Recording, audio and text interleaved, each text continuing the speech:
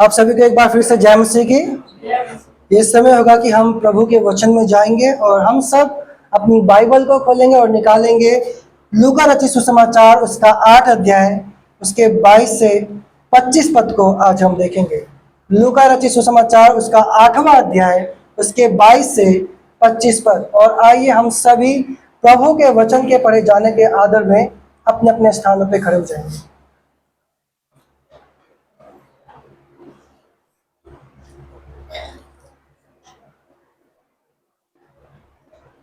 लूका रचित सुसमाचार उसका 8वां अध्याय उसके 22 से 25 वचन। प्रभु के वचन में इस प्रकार से लिखा हुआ है, फिर एक दिन वह और उसके चेले नाव पर चढ़े और उसने उनसे कहा, आओ झील के पार चलें।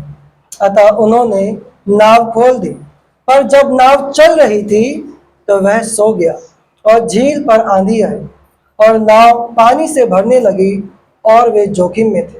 तब उन्होंने पास आकर उसे जगाया और कहा, स्वामी स्वामी, हम नाश हुए जाते हैं। तब उसने उठकर आंधी को और पानी की लहरों को डांटा और वे थम गए और चैन हो गया। तब उसने उनसे कहा, तुम्हारा विश्वास कहाँ था? पर वे डर गए और अचंभित होकर आपस में कहने लगे, ये कौन है जो आंधी और पानी को भी आज्ञा देता है और वे उसकी मानते हैं। आइए हम सभी अपने सिरों को झुकाएं और परमेश्वर से प्रार्थना करें। पिताजी, हम एक बार फिर से आपके सम्मुख आते हैं। पिता, जब हम सबके सामने आपका जीवित वचन खोला गया है, पढ़ा गया है, और प्रभु जब हम इसमें से सीखने का प्रयास करते हैं तो प्रभु जी आप हमारे हृदयों को तैयार करें, हमारे मनों को तैयार करें, ताकि परमेश्वर हम आपके वचन को ध्यानपूर्वक सुन सकें। प्रभु, हम प्रार्थना करते हैं कि हमारा सारा ध्यान, हमारा सारा हृदय आपके वचन की ओर लगा है। और प्रभु जब हम इसमें सीखते हैं तो प्रभु परमेश्वर हम उसे अपने जीवन में लागू कर सकें। प्रभु आप हमारी सहायता और मदद करें, अपने वचन के माध्यम से हम में से हर एक जन से बातचीत करें। हमारे कठोर हृदय को प्रभु जी आप दूर करें, ताकि हम आपके वचन को अपने हृदय में बसाने वाले बन सकें। प्रभु जी आपके वचन को समझने में, उसे हमारे जीवन में लागू करने में सहायता और मदद करें। इस प्रार्थना को प्रभु यीशु मसीह के नाम से मांगते हैं, आमीन। आप सभी अपने स्थान पर बैठ जाएं।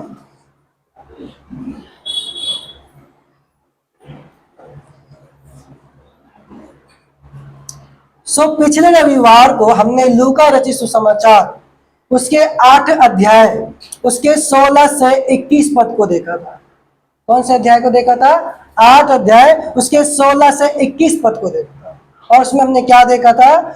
उसमें हमने परमेश्वर के वचन को ध्यान से सुनने के महत्व के बारे में देखा था, कि क्यों हमें परमेश्वर के वचन को बड़े ध्यान से सुनना जरूरी है।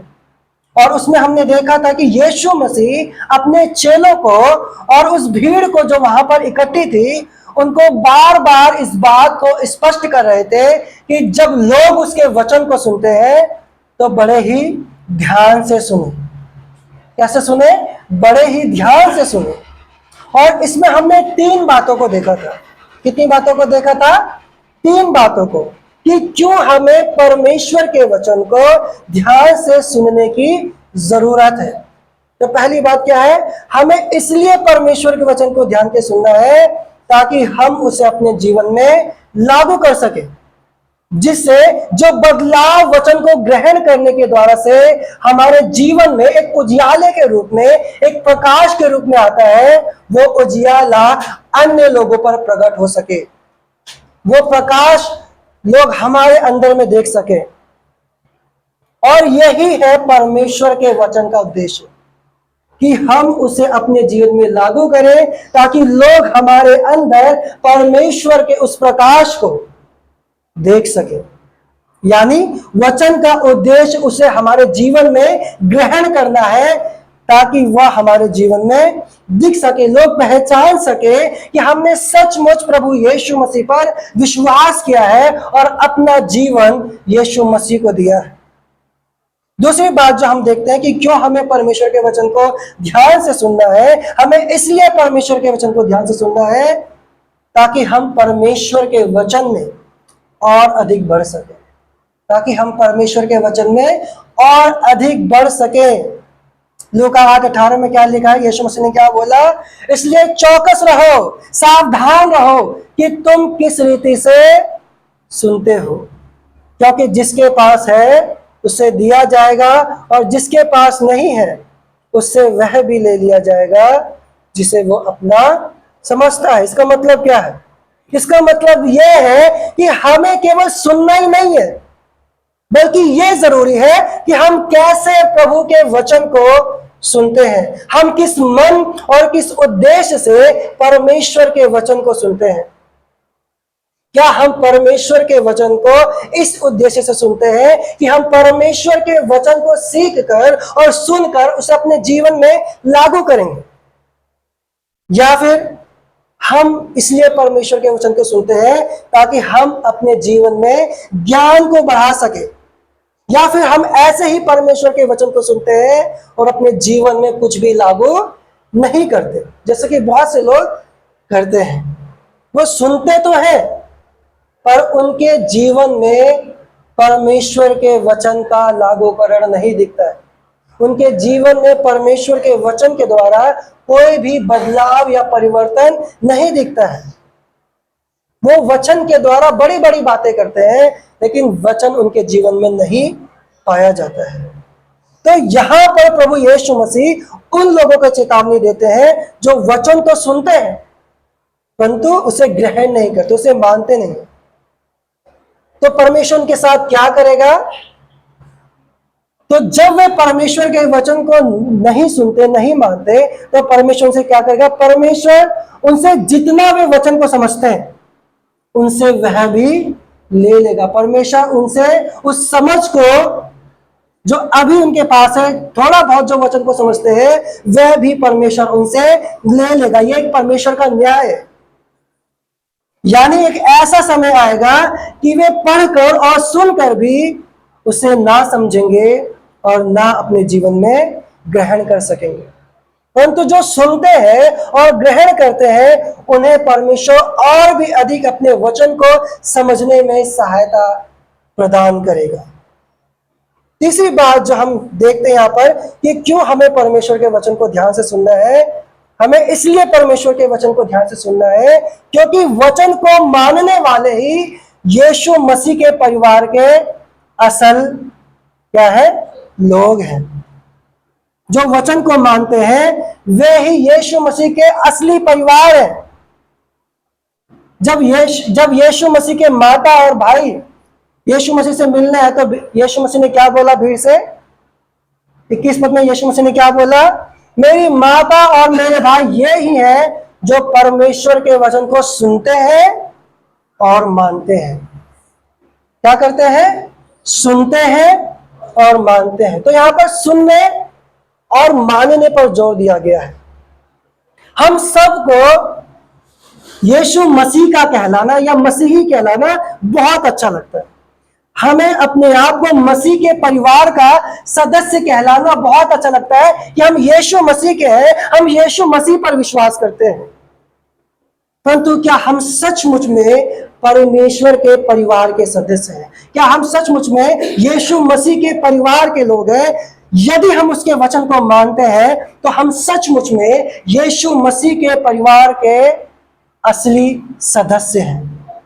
परंतु यदि हम उसके वचन को नहीं मानते, सुनते तो हैं पर मानते नहीं है, तो ध्यान दीजिए हम उसके परिवार के लोग नहीं हैं। हम कह तो सकते हैं कि हम यीशु के हैं लेकिन वास्तव में हम उसके नहीं हैं।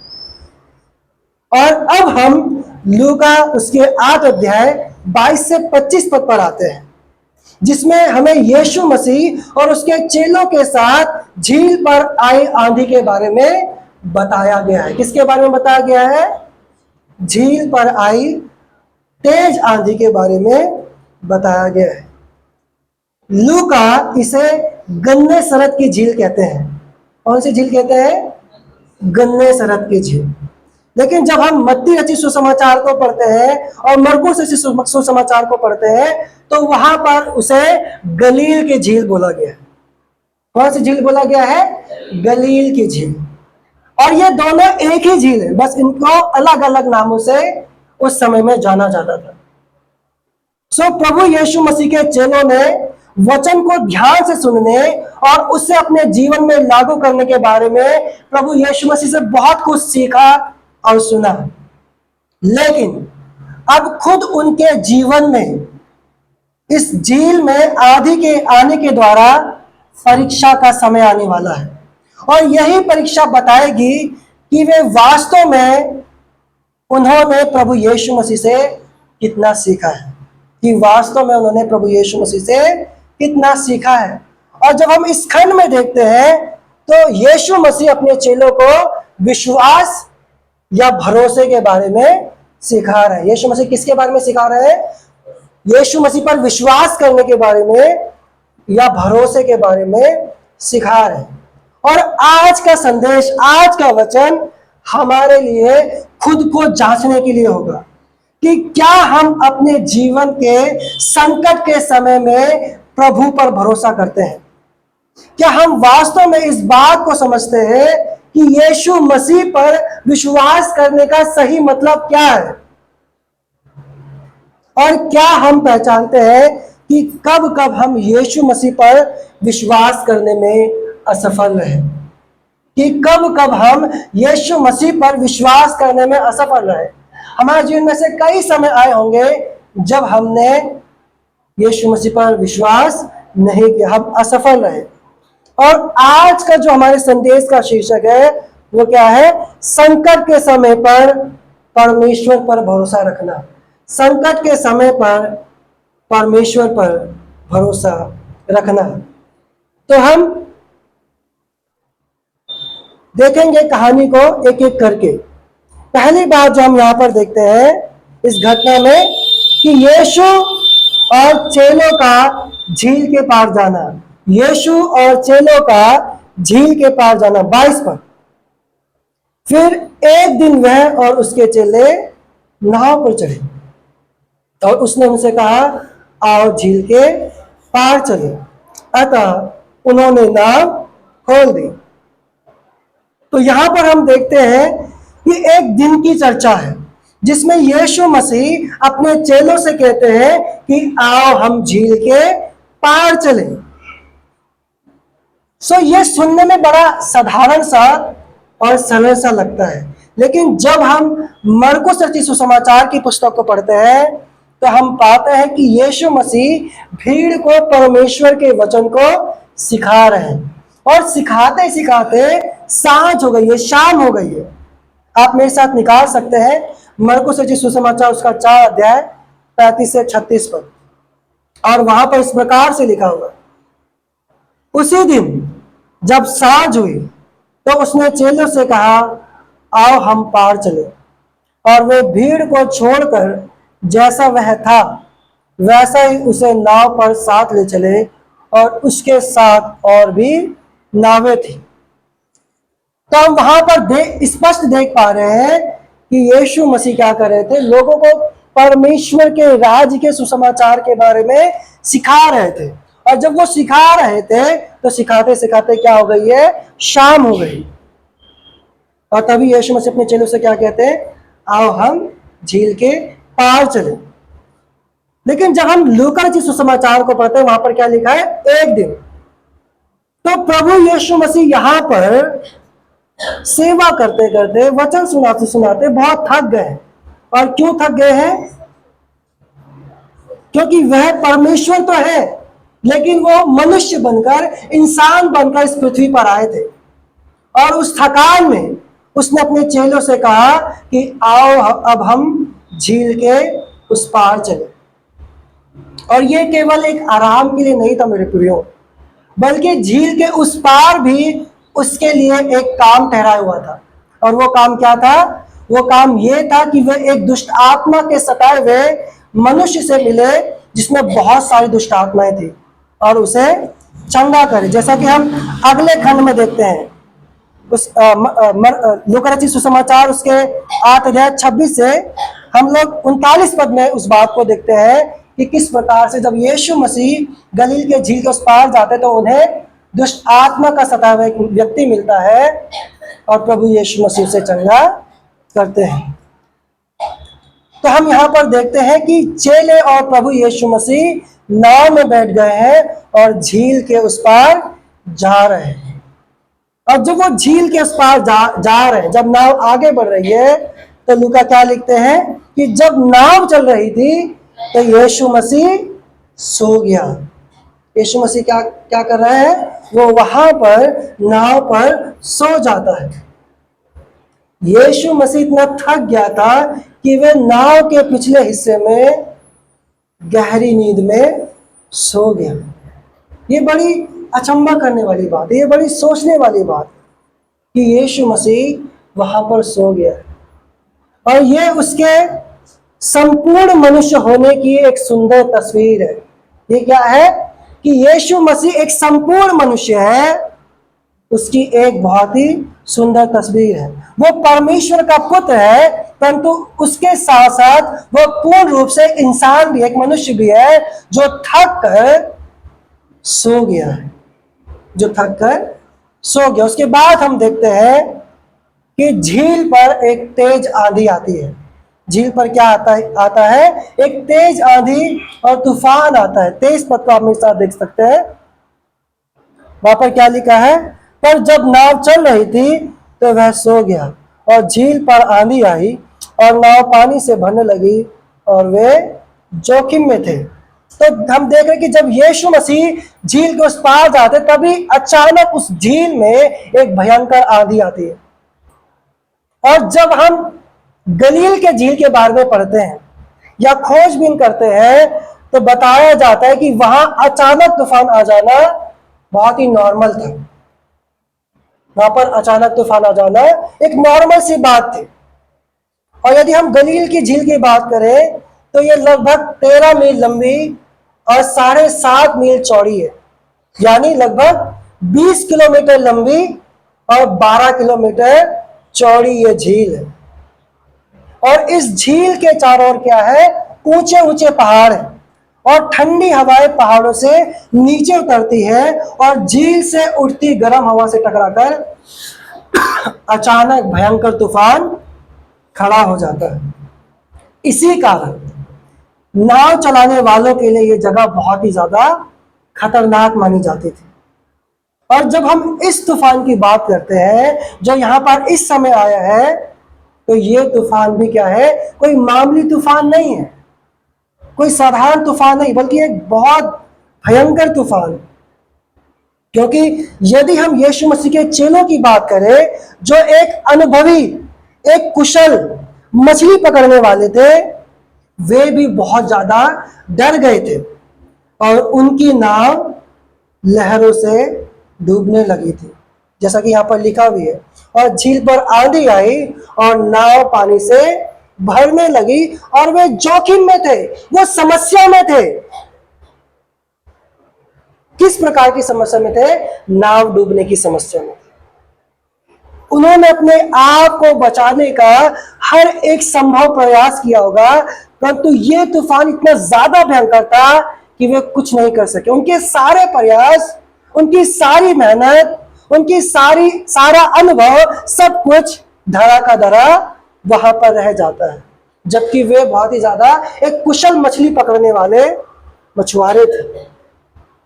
और जब हम आगे बढ़ते हैं, जब वे जोखिम में थे, जब वे समस्या में थे, तो चेले वहां पर क्या करते हैं? प्रभु यीशु मसीह को मदद के लिए पुकारते हैं। यीशु मसीह को क्या करते हैं? मदद के लिए पुकारते हैं। पर 24 में आप मेरे साथ देखते हैं, वहां पर क्या लिखा है?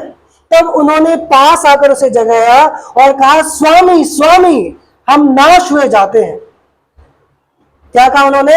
स्वामी स्वामी, हम नाश हुए जाते हैं।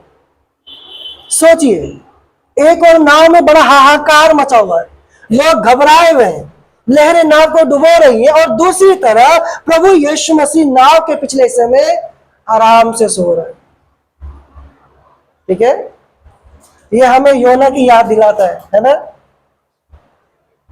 इतना बड़ा तूफान आ रखा और वो जहाज के निचले हिस्से में क्या कर रहा है, सो रहा था। तो यहां उसी प्रकार से हम देखते हैं कि यीशु मसीह भी यहां पर सो रहे हैं। और ये जो दृश्य है ये बहुत ही अजीब सा लगता है देखने में। एक और चेले परेशान है, डरे हुए हैं, और दूसरी तरफ यीशु मसीह शांति से आराम से सो रहे हैं। तो यहां पर एक चीज साफ है कि चेले अपने सारे नाव चलाने की जानकारी और अनुभव के बावजूद भी पूरी तरह से फेल हो गए थे, वो असफल हो गए थे। उनके पास अब अपने बल पर कुछ भी करने की क्षमता नहीं थी। और जब उनके पास कुछ भी क्षमता नहीं थी और जब वे पूरी रीति से असफल थे, तो उन्होंने क्या किया, यीशु मसीह को पुकारा। उन्होंने क्या किया, यीशु मसीह को पुकारा, हे स्वामी हम डूबने वाले हैं, हमें बचाइए, हमें बचाइए प्रभु। और मरकुस रचित सुसमाचार की पुस्तक में यहां लिखा है, एक चेला कहता है कि हे गुरु क्या तुझे परवाह नहीं कि हम नाश हुए जाते हैं। मरकुस उसका 4:38 में इस बात को वहां पर वो चेला बोलता है कि हे गुरु क्या तुझे परवाह नहीं कि हम नाश हुए जाते हैं। तो यीशु मसीह ने आगे क्या किया, यीशु मसीह ने क्या किया, यीशु मसीह उठे और उन्होंने आंधी और पानी को शांत किया। उन्होंने क्या किया, आंधी और पानी को शांत किया। 24 पद के दूसरे भाग में हम देखते हैं, वहां पर लिखा, तब उसने उठकर आंधी को और पानी की लहरों को डांटा और वे क्या हो गए, थम गए। और क्या लिखा है वहां पर, ध्यान से देखिए, और चैन हो गया। क्या हो गया, चैन हो गया, यानी सब कुछ पूरी रीति से शांत हो गया। और ये केवल धीरे धीरे नहीं हुआ था, बल्कि ये अचानक, तुरंत और एकदम से आंधी और तूफान पूरी रीति से शांत हो गया था। यानी मानो ऐसा हो गया था कि आंधी तूफान आया ही नहीं था, सब कुछ एकदम सामान्य। और ये कैसे हुआ, यीशु मसीह ने केवल बोला, क्या बोला, शांत हो और थम जा। और क्या हुआ, लहरें और हवाएं तुरंत थम गए, लहरें और हवाएं तुरंत थम गई। और जब ऐसा हुआ तो वहां पर क्या होता, उसके बाद क्या होता है, यीशु मसीह अपने चेलों से सवाल पूछते। 25 पद में वहां पर क्या लिखा है, यीशु मसीह ने अपने चेलों से क्या पूछा कि तुम्हारा विश्वास कहां था, तुम्हारा विश्वास कहां था। यानी यीशु मसीह अपने चेलों से इस बात की अपेक्षा कर रहे थे कि वे ऐसे कठिन समयों में क्या करें, यीशु मसीह पर विश्वास करें। उन्हें इस समय में यीशु मसीह पर विश्वास करना था। लेकिन हम क्या देख रहे हैं कि वो बहुत ही ज्यादा भयभीत हैं और बहुत ही ज्यादा डरे हुए हैं, बजाय इसके कि वे यीशु पर विश्वास करें। और उसके बाद हम क्या देखते हैं, वहां पर क्या लिखा है, पर वे डर गए और अचंभित होकर आपस में कहने लगे, ये कौन है जो आंधी और पानी को भी आज्ञा देता है और वे उसकी मानते हैं। ये कौन है जो आंधी और पानी को आज्ञा देता है और वे उसकी मानते हैं। ठीक है, तो यहां पर दो प्रश्न है। पहला प्रश्न जो यीशु मसीह ने अपने चेलों से किया, और वो क्या था कि तुम्हारा विश्वास कहां है। और दूसरा प्रश्न चेलों ने आपस में किया कि यह कौन है जो आंधी और पानी को भी आज्ञा देता है और वे उसकी मानते हैं। यदि हम पुराने नियम को देखें तो वहां पर हम पाते हैं कि समुद्र को शांत करने की शक्ति केवल परमेश्वर के पास है। यदि हम भजन संहिता उसके 89 अध्याय उसके 9 पद को पढ़े, वहां पर लिखा है, हे सेनाओं के परमेश्वर तेरे समान कौन है, तू समुद्र के गर्जन पर प्रभुता करता है और उसकी लहरें उठती है, तू उनको शांत करता है। इसका मतलब क्या है कि समुद्र को शांत करना केवल परमेश्वर का काम है, केवल उसी के पास समुद्र को शांत करने की सामर्थ और शक्ति है। और अब यीशु मसीह के चेलों ने अपनी आंखों से यीशु मसीह को आंधी और पानी को शांत करते हुए देखा था, और इसलिए वे हैरान है और आपस में पूछते हैं कि ये कौन है जो आंधी और पानी को भी शांत करता है। तो उत्तर स्पष्ट है कि यीशु मसीह कौन है। यीशु मसीह परमेश्वर है जो सृष्टि का स्वामी है। यीशु मसीह परमेश्वर है जो सृष्टि का स्वामी है। ठीक है, ये वही है जो सारी सृष्टि पर प्रभुता करता है।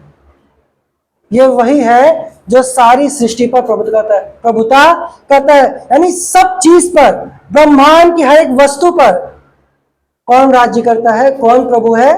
यीशु मसीह सारे ब्रह्मांड का प्रभु और स्वामी, सब कुछ उसके नियंत्रण में है।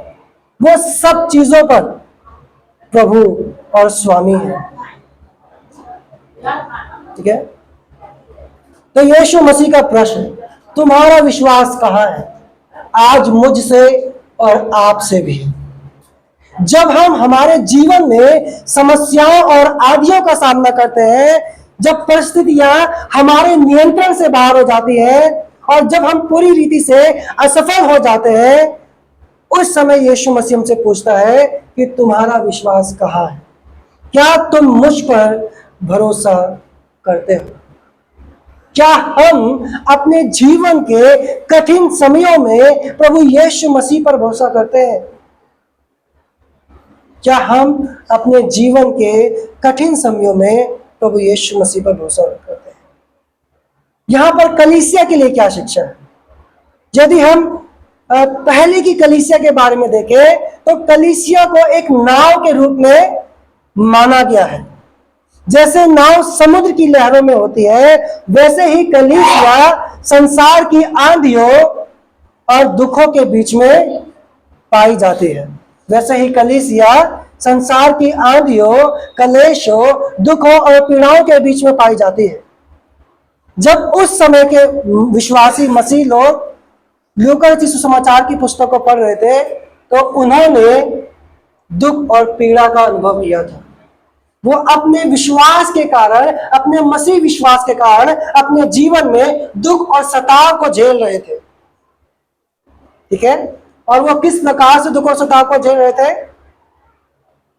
यहूदी लोगों ने उन्हें अस्वीकार किया था, रोमी उनसे नफरत करते थे और उन्हें और उनके मित्रों को जेल में डाला जा रहा था। उन्हें काफी ज्यादा सताया जा रहा था, उन्हें मारा जा रहा था, उन्हें जिंदा जलाया जा रहा था। और ऐसे समय में वो प्रश्न पूछते थे, यीशु कौन है? क्या वो विश्वास योग्य है? क्या हम उस पर भरोसा कर सकते हैं? इसका उत्तर क्या है? हाँ, यीशु समुद्र और आंधी का स्वामी है। वह अपनी कलीसिया को कभी भी छोड़ता नहीं है। इतिहास गवाह है, जब जब कलीसिया पे संकट आया, जब जब कलीसिया संकटों में पड़ी, तब तब प्रभु यीशु मसीह ने अपनी कलीसिया को संभाला। और एक ऐसा समय था जब कलीसिया में अंधकार आ गया था और लगा कि कलीसिया का प्रकाश बुझ गया है। तब एक समय में परमेश्वर ने एक व्यक्ति को, जिसका नाम मार्टिन लूथर था, उसके हृदय को उभारा। ठीक है, और जब परमेश्वर ने उसके हृदय को उभारा, तो परमेश्वर ने उसके द्वारा से अपनी कलीसिया में काम किया, अपनी कलीसिया को पुनर्जागृत किया। ठीक है, अपनी कलीसिया में और कलीसिया के लोगों में सुधार को लेकर आया।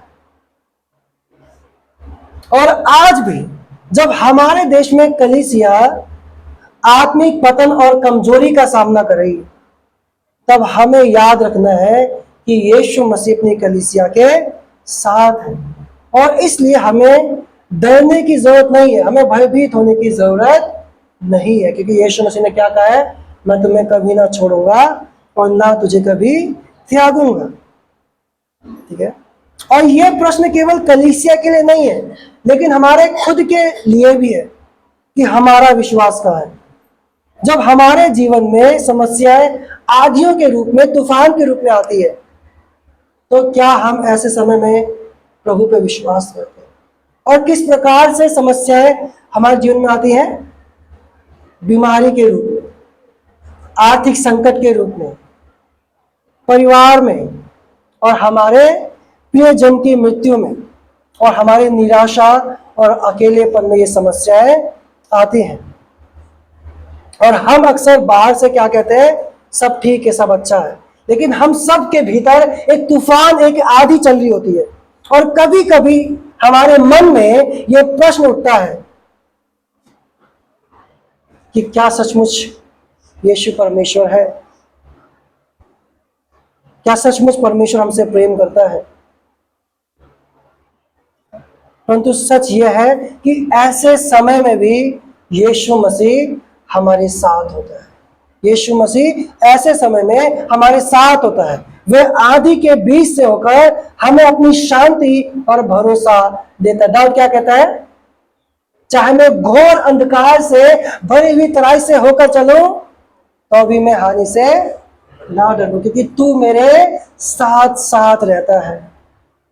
प्रिय, परमेश्वर हमें हमारी समस्याओं में, हमारे दुखों में छोड़ नहीं देता। वो वहां पर है, वो हमारे साथ है। हमें अपने भरोसे को उस पर बनाए रखना है। हमें उस पर अपने भरोसे को बनाए रखना है। हम अपनी जीवन की यात्रा में झील पर हैं और कभी भी तूफान आ सकता है, लेकिन हमें इस बात को याद रखना है कि यीशु हमारी नाव में सवार है, इसलिए हमें डरने की जरूरत नहीं है। और हम आंधी में भी मुस्कुरा सकते हैं। हम आंधी और तूफान में भी मुस्कुरा सकते हैं। और यीशु मसीह हमें उस झील के, उस दुख रूपी झील के उस पार लेकर जाएगा जहां आराम और चैन है। तो वो क्या है? वो अपने साथ हमें स्वर्ग में लेकर जाएगा। तो प्रश्न है, क्या हम परमेश्वर पर विश्वास करते हैं? क्या हम वास्तव में जानते हैं कि यीशु मसीह पर विश्वास करने का अर्थ क्या है? हम सबके जीवन में परेशानियां, दुख, पीड़ाएं आएंगे, ठीक है, लेकिन हमें प्रभु पर विश्वास करना है।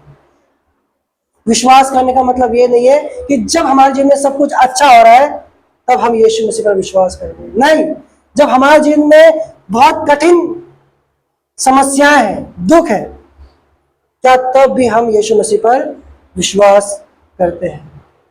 और हमें ध्यान देना है, हमें अपने आप को जांचना है कि ऐसे कौन से समय थे जब हम यीशु मसीह पर विश्वास करने में असफल रहे हैं। और यदि रहे हैं तो प्रियो, अब हमें ध्यान देना, हमें इस बात को याद रखना है कि यीशु हमारे साथ है। यीशु हमारे साथ। आइए हम प्रार्थना करें। स्वर्गीय पिता, हम आपके सम्मुख आते हैं। आप जो लहरों के स्वामी हैं, तूफानों के स्वामी हैं, हम प्रार्थना करते हैं कि हमारे जीवन की आंधियों के बीच में आप हमें बचाएं। और हम आपसे प्रार्थना करते हैं कि प्रभु, ऐसे कठिन समयों में हम आप पे भरोसा कर सके। प्रभु, आप हमारी सहायता और मदद करें। हम आपसे विनती और प्रार्थना करते हैं प्रभु जी, हमारा विश्वास कमजोर ना हो। प्रभु, जब हमारे जीवन में इस प्रकार की समस्या आती है, जब हमारा विश्वास प्रभु जी परखा जाता है, तो हम ऐसे समय में प्रभु असफल ना हो, लेकिन हम अपने जीवन में आप पर विश्वास को बनाए रखें। प्रभु, आप हमारी सहायता और आप हमारी मदद करें। इस प्रार्थना को हमारे उद्धारकर्ता, मुक्तिदाता प्रभु यीशु मसीह के नाम से मांगते हैं, आमीन।